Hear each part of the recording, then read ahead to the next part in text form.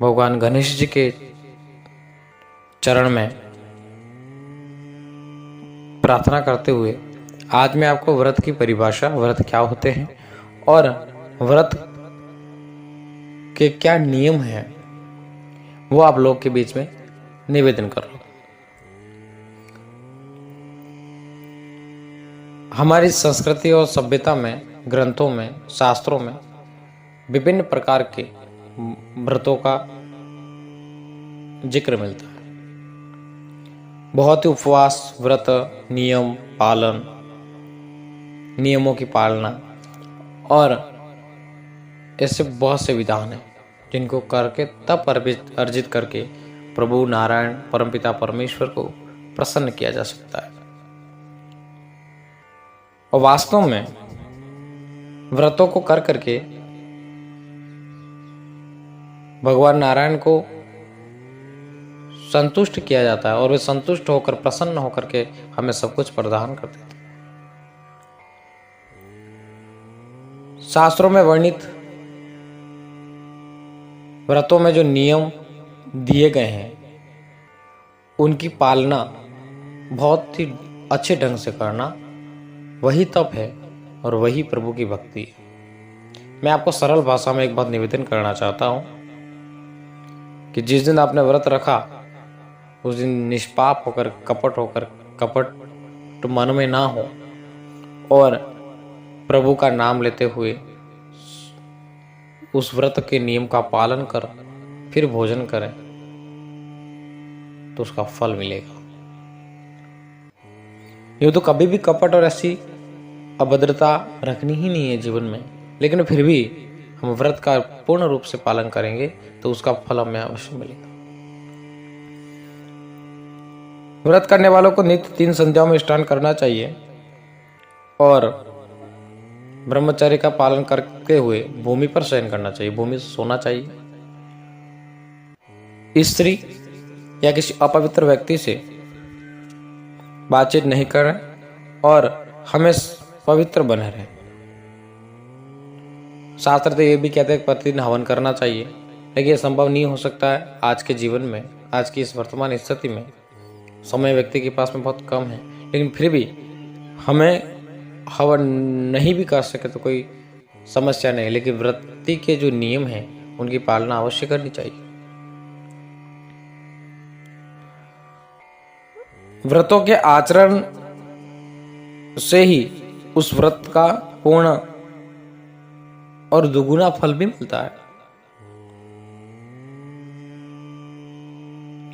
और शास्त्र कहते हैं कि जो व्रत करते हैं उनको उड़द, मसूर, चना, कोदो, दूसरे का अन्न, मधु का सेवन, शहद का सेवन आदि चीजें वर्जित है। पुष्प, नए वस्त्र, अलंकार, आभूषण, धूप, गंधादि लेप और अंजन का प्रयोग त्याज्य होता है, यानी कि वर्जित होता है, त्यागने योग्य है। पंचगव्य, 5 जो गाय के जो तत्व हैं, तत्व यानी उसको क्या कह सकते हैं अपन, गाय के जो पंचगव्य है, घी, दूध, छाछ और दही और मूत्र, इन 5 चीजों का पान करना चाहिए। 1 से अधिक बार जलपान, तांबूल, भक्षण, दिन में शयन तथा मैथुन करने से व्रत भंग हो जाता है। दिन में सोने से, मैथुन करने से, स्त्री संसर्ग से और बार बार जलपान करने से भी व्रत टूट जाता है, भंग हो जाता है। क्षमा, सत्य, दया, शौच, अग्नि में हवन, संतोष और चोरी न करना, ये 10 सभी व्रतों के सामान्य धर्म हैं। इन नियमों की हमें पालना करनी है। क्षमा, सत्यम, दया, दानम, शौचम, इंद्रिय निग्रह, देव पूजा, अग्नि हवने, संतोषो अस्ते यमेव च, सर्ववर्तेभ्य धर्म सामान्यो दशधा स्मृत। 10 जो नियम हैं हमें इनकी पालना करनी है। 24 घंटों में केवल एक बार नक्षत्र दर्शन के समय किया जाने वाला भोजन नक्त व्रत कहा जाता है, और जो रात्रि में भोजन किया जाता है वह नक्त व्रत नहीं है। एक पल, एक समय, गोमूत्र आधे अंगूठे के बराबर गोमय, 7 पल गोदुग्ध, 3 पल गोद दही, 1 पल गो का घी, गाय का घी, और 1 पल कुशोदक, कुशा, और यह पंचगव्य का परिणाम है। गायत्री मंत्र से गोमूत्र, गंध, गोमय और दूध, दही, घी, इन सारी चीजों को मिला करके कुशा के माध्यम से भगवान नारायण का नाम लेते हुए अभिमंत्रित करके पंचगव्य का निर्माण करना चाहिए।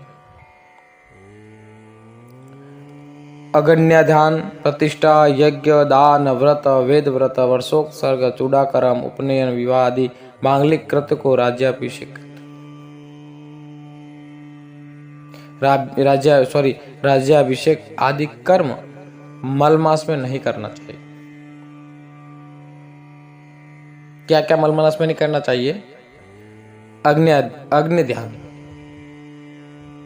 प्रतिष्ठा, यज्ञ, दान, व्रत, वेद व्रत, वर्षोत्सर्ग, किसी का वार्षिक उत्सव, कौन सा? मृत्यु के प्रांत,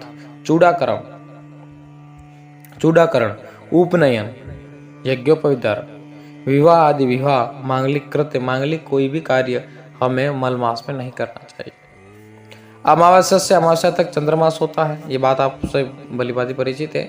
सूर्योदय से लेकर सूर्योदय तक एक दिन, इस प्रकार 30 दिन का सावन मास होता है। एक राशि से दूसरी राशि पर सूर्य के संक्रमण काल को सौर मास कहते हैं। ये 27 होते हैं, इनमें से अनुरोध से जो मास होता है उसे नक्षत्र मास कहते हैं।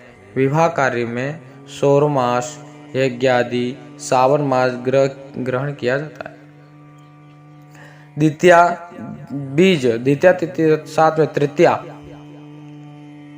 और चतुर्थी के साथ में षष्ठी, और सप्तमी के साथ अष्टमी, और अष्टमी के साथ में नवमी, एकादशी के साथ में द्वादशी, चतुर्दशी के साथ में पूर्णिमा तथा प्रतिपदा के साथ अमावस्या का युग्म हो, दोनों मिश्रित हो, मिली हुई हो, दोनों मिक्स हो, तो ऐसी युग्म तिथियां महाफलदायी होती है। हम तिथि का व्रत कर रहे हैं, कोई अमावस्या का व्रत करता है, कोई अष्टमी का करता है, कोई पूर्णिमा का करता है, कोई एकादशी का करता है, कोई चतुर्थी का करता है, कोई पंचमी का करता है, कोई प्रतिपदा का करता है। तो ये तिथि अगर युग्म हो, मिली हुई हो, और इसका व्रत करते हैं तो ये बहुत ही दुगुना, चौगुना, 10 गुना फल को बढ़ा करके हमें प्रदान करती है। और इसके विपरीत यदि युग्म तिथियों हो, वह महाघोर काल के समान होती है, वे हमें नुकसान पहुंचा सकती है। मैंने आप जो निवेदन किया, उन तिथियों के अलावा कोई दूसरा युग्म बन रहा है तो वो हमें नुकसान पहुंचा सकती है, हमारे जीवन में कोई आपत्ति खड़ी हो सकती है।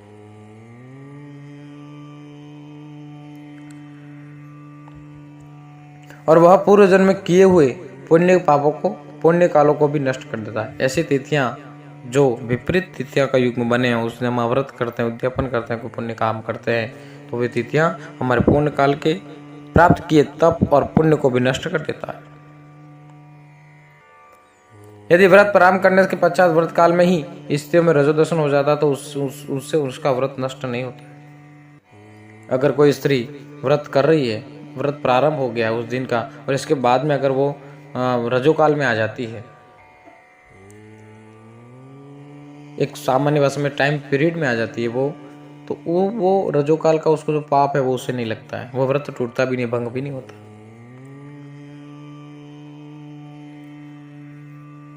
ऐसी स्थिति में उन्हें चाहिए कि वे दान, पूजा आदि कार्य अन्य से संपर्क कराएं और स्नान, उपवास आदि कार्य स्वयं करें।